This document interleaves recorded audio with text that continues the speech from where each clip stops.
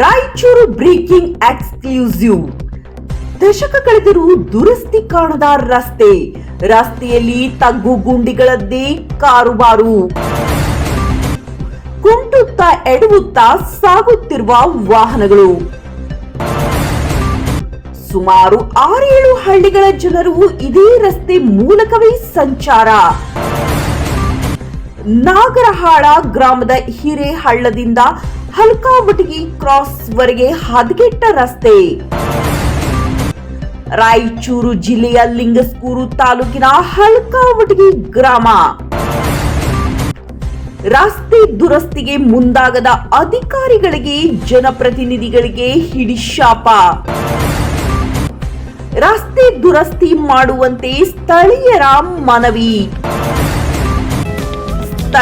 ಮನವಿಗೆ ಕಿವಿಗೊಡದ ಅಧಿಕಾರಿಗಳ ವಿರುದ್ಧ ಆಕ್ರೋಶ.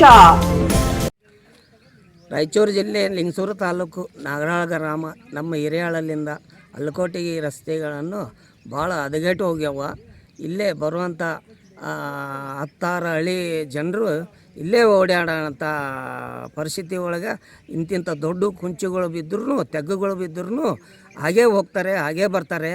ಇವತ್ತು ನಮ್ಮ ಹುಲಿಗೆಮ್ಮ ಜಾತ್ರೆ ಇರೋದ್ರಿಂದ 40-50 ಸಾವಿರ ಜನ ಕೂಡೋಂಥ ಜನರು ಇದೇ ಮಾರ್ಗದಿಂದ ಹೋಗೋದು ಬರೋದು ಮಾಡ್ತಾರೆ.